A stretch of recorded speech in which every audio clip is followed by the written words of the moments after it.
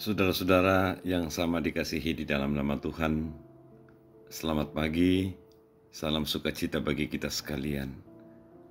Setiap kita bangun seperti pada pagi hari ini, setiap itu pula kita mengharapkan keadaan hidup yang akan kita jalani khususnya sepanjang hari ini akan menjadi lebih baik. Kita takut berhadapan dengan masalah dan kepahitan hidup. Itu sesuatu yang normal, itu sesuatu yang biasa.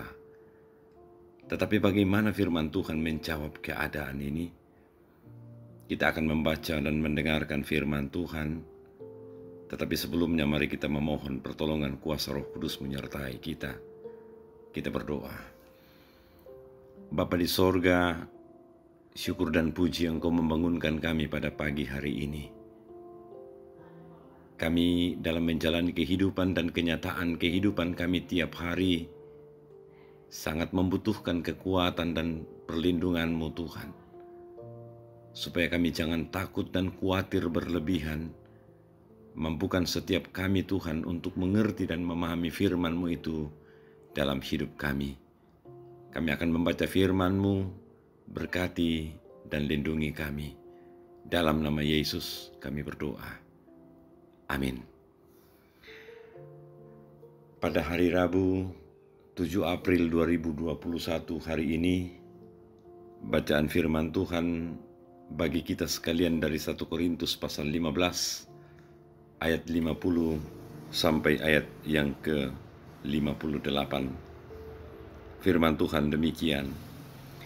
Saudara-saudara, inilah yang hendak kukatakan kepadamu, yaitu bahwa daging dan darah tidak mendapat bagian dalam kerajaan Allah, dan bahwa yang binasa tidak mendapat bagian dalam apa yang tidak binasa. Sesungguhnya aku menyatakan kepadamu suatu rahasia, kita tidak akan mati semuanya, tetapi kita semuanya akan diubah. Dalam sekejap mata pada waktu bunyi nafiri yang terakhir. Sebab nafiri yang akan berbunyi dan orang-orang mati akan dibangkitkan dalam keadaan yang tidak dapat binasa, dan kita semua akan diubah. Karena yang dapat binasa ini harus mengenakan yang tidak dapat binasa, dan yang dapat mati ini harus mengenakan yang tidak dapat mati. Dan sesudah yang dapat binasa ini mengenakan yang tidak dapat binasa, dan yang dapat mati ini mengenakan yang tidak dapat mati, maka akan genaplah firman Tuhan yang tertulis, maut telah ditelan dalam kemenangan. Hai maut, di manakah kemenanganmu? Hai maut, di manakah sengatmu? Sengat maut ialah dosa, dan kuasa dosa ialah hukum Taurat. Tetapi syukur kepada Allah yang telah memberikan kepada kita kemenangan oleh Yesus Kristus, Tuhan kita. Karena itu, saudara-saudaraku yang kekasih, berdirilah teguh, jangan goyah, dan giatlah selalu dalam pekerjaan Tuhan, sebab kamu tahu bahwa dalam persekutuan dengan Tuhan, jerih payahmu tidak sia-sia. Amin. Saudara-saudara yang sama dikasihi di dalam nama Tuhan, perenungan kita diberi tema percaya namun keliru. Banyak orang sering kali mengatakan tidak perlu bayar harga, tidak perlu biaya, yang penting percaya, maka semua masalah akan terjawab. Sakit penyakit akan lenyap, izin pendirian gereja tidak mungkin kemudian akan dipersulit, pasti aman. Dan pernyataan-pernyataan demikian menurut kita seperti apa? Ada yang menjadi percaya agar bisnisnya atau usahanya lancar dan berkembang. Sehingga jangan salah kalau Yesus dianggap sebagai gudang uang, seperti bank atau tabib yang super luar biasa. Hari ini minta, hari itu juga dijawab. simsalabim. Paulus mengajak jemaat untuk berpikir realistis, penuh dengan kenyataan dalam menghadapi kehidupan. Paulus tidak menawarkan hal yang naif, yang tidak realistis, seperti yang ditawarkan sebagian pengkhotbah Kristen. Ikut Yesus, hidupmu mulus, tidak ada masalah lagi.